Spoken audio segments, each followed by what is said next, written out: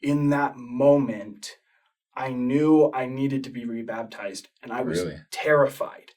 And so I rushed the missionaries out of my apartment. I was like, you got to go. Yeah. And I closed the front door, and I was like leaning against the front door, and I just sunk to the ground, and I was like, what am I going to do?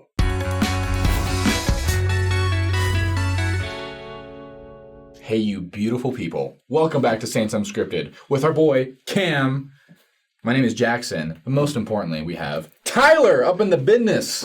Yeah, it's good to be here. Wow, that was quite the intro. I know, we're just getting hyped. Jackson's a little excited. Yeah, for sure. Tyler, we're so glad to have you on. We're so glad for you to share your story, get to know you a little bit. We just love to, a little bit of background, you know? Yeah. Who are you? Where are you from? Who is this Tyler Gordon? Yes, as it's been said. My name is Tyler Gordon. I grew up in Boise, Idaho. Grew up in the church. Went on a mission. Where'd you go? The Maryland-Baltimore mission. Baltimore, yeah. Let's go. Go O's. It was quite the mission. So I served for 6 months and then came home. And as I was like transitioning home, I started to get a lot of information from my brother and from other sources about questions about the church. Mm-hmm. And it was difficult. It was hard. You know, like in a lot of ways, I'd say that I lost my testimony, but in some ways, I just kind of threw it away.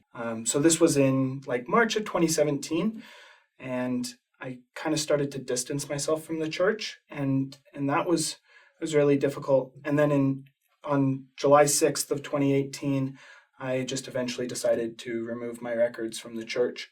And that was one of the hardest things that I think I've ever done.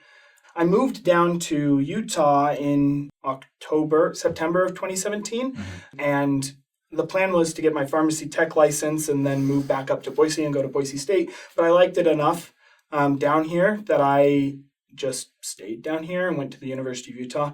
It was just ironic that like I was like running away from the church, but I ran right into Utah in order to get away from the church. It's like that doesn't make any sense, but that's what I did. Hiding in plain sight. Yeah, exactly. So yeah, I was just living my life outside of the church, no longer a member. It was August of last year. I was struggling. Like it was just a really hard time for me, and I had just gone grocery shopping, and I live on the third floor of my apartment complex. That's a trek. Yeah, for sure it is. It was hard to move in. But I had all my groceries in the back seat of my car, and I saw some elders walking along the sidewalk, and I was like, they'll help me carry in my groceries. This is my lucky day. So I rolled down my window, and I said, elders, if you help me carry up my groceries, I'll let you teach me a lesson. They were like, deal. So best deal ever. Yeah, I didn't tell them that I was a member at one point. I just was like, I don't know, who's Justice Smith? I don't know. I didn't tell them that I was a member, and they taught me the first lesson. And then a couple of days later, I was sitting on my couch, I was playing video games and listening to music, and there was a knock at my door. So I was clearly home. I was like, okay, I'm just going to tell them to go away. Like, I'm not interested, thank you, but no thank you. And so I go and I open the door, and there aren't 2 missionaries on my doorstep. There are 5 missionaries. 5 whole missionaries. 5 missionaries. And immediately I was like, I can't tell 5 of them to go away. Were they all elders? Or? Yeah, all elders. They're like there to beat you up or something. Exactly. Like, hey, take the book. I was texting the missionary who baptized me, and I was like, you brought 5 elders over to my apartment. And he was like, yeah, we were ambushing you. And I was like, okay. What happened was the Spanish-speaking elders had taught me the first lesson. Mm-hmm.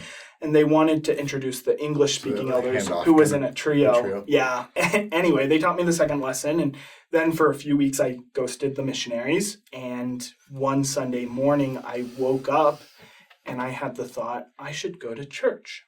And that was really strange because, like, I still had, like, a lot of animosity towards the church and questions that I wanted answers to. And so I had this thought, and what's even crazier is I followed through with it. And I texted the missionaries, and I said, hey, I went to church. They're like, we'll come over, and we'll discuss what happened in church. And so they came over. I asked them a couple of my questions. It was a good discussion, and eventually we opened up to the scriptures, and they shared Ether chapter 12, verse 6. And at the end of that verse, it says, you'll receive no witness until after a trial of your faith. in that moment, I knew I needed to be rebaptized, and I was terrified. And so I rushed the missionaries out of my apartment. I was like, you got to go. Yeah. And I closed the front door, and I was like leaning against the front door, and I just sunk to the ground, and I was like, what am I going to do? Like, how am I going to do this? Can I ask real quick, sorry to interject, why terrified? Because I didn't know, like, how I was going to answer these questions, or like what my life would look like. Just kind of like a mental and spiritual clash almost. Just like these things that you had heard and come to believe, and mixed with was it like a spiritual feeling? Was it like a spiritual confirmation mixed with the kind of logical things that you've gone through? You're like, no, they don't compute. Yeah. They don't go together. And so, like, what am I going to do? How am I gonna answer these questions? What were you hung up on still at that point? There were quite a few things. So throughout, and I should have brought this up earlier. I didn't know when to interject this. But throughout my life, I've experienced same-sex attraction.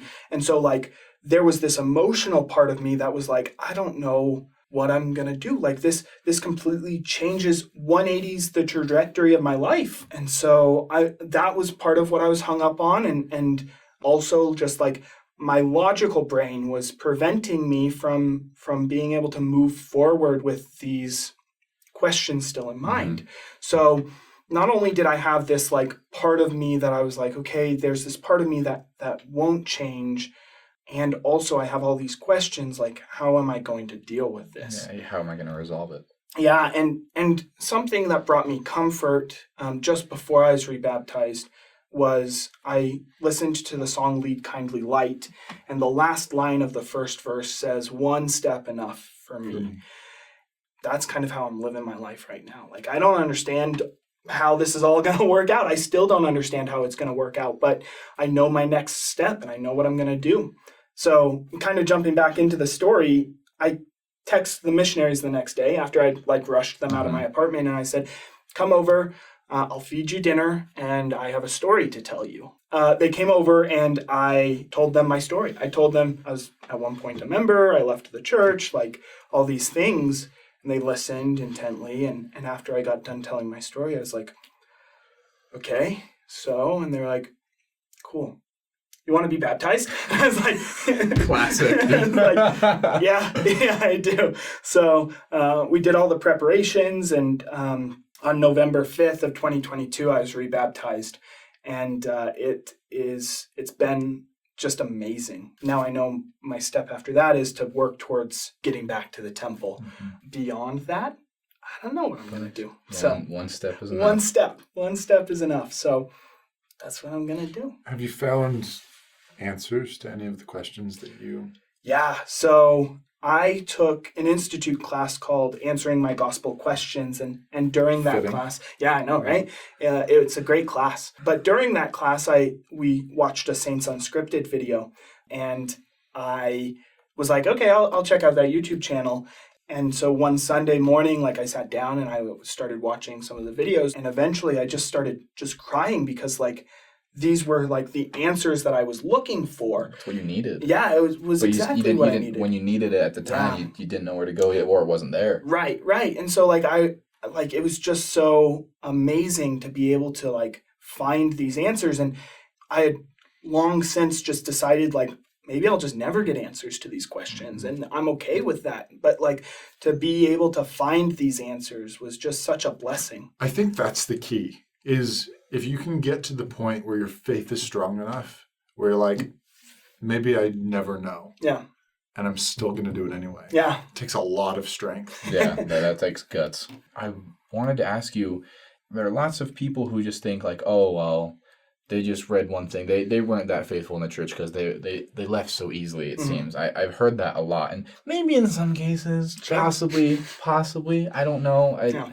But I think there's a lot more going on than people realize. What can you speak on that, about those who are going through it and those who have loved ones who are going through that? Yeah. So if you're personally going through this faith crisis, I think the important thing to do is just take a moment. Like, take a step back. What I did was like, I jumped right in and I started making decisions, and I was like, okay, I got to do this. Like, I got to leave the church.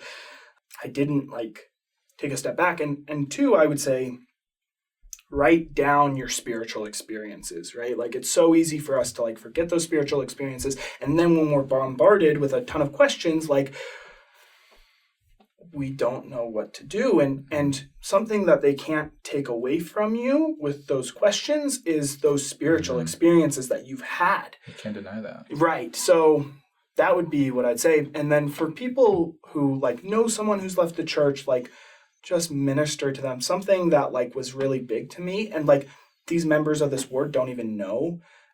So I lived in my mom's basement for a period of time while I wasn't a member of the church, and she was really good at like being like, okay, Tyler's not interested in the church, like I won't force it on him. And so the members of her ward didn't know that I even lived there, but like I would see these people coming over and like taking care of my mom, and it was just so important to me. And they didn't even know that they were ministering to me in the process. So what I would say to people who have family members is just keep ministering. Just keep ministering and love them where they are, and you don't know what'll happen in a few years. For anyone who that all of a sudden this past week they've just seen something, what should they do that they see this and like, I don't know what to do with this information? Where should they go? I would say first and foremost, take it to God, pray, and then from there you can either decide to faithfully seek answers from like reliable sources, first-hand sources from the church or second-hand sources. A talk that I love, a BYU talk called Stand Forever by Lawrence E. Corbridge. He talks about primary questions and secondary questions. And the important thing that you need to do is answer those primary questions first. And once you have those answers to those primary questions, which is like, is there a God who loves me? Is Jesus Christ the Savior of the world? Was Joseph Smith a prophet? If you can answer those questions first, then the secondary questions will get answered too, or they pale in comparison. And you can deal with things you understand and things you don't. That's a great point. I think it's whether you're a faithful, active member or your things are really scary right now or you've left, I think it's no matter what, the way you approach things can really get outshined if you're just looking at the small details. So when we just focus on these little parts instead of the big picture, I know I've experienced that before as well. You're like, oh my gosh, this one thing. And then I'm like, wait, the overarching thing is that God loves me. Yeah. I am his son and it's going to be okay. And I don't have to understand everything now. I would love to, but I don't think he wants it that way currently. Thank you so much for coming on and sharing your story. If people want to get a hold of you, you have social media of any kind? Yeah, Instagram and Twitter, just Tyler Kurt Gordon. So yeah, feel free to reach out. Put it down there.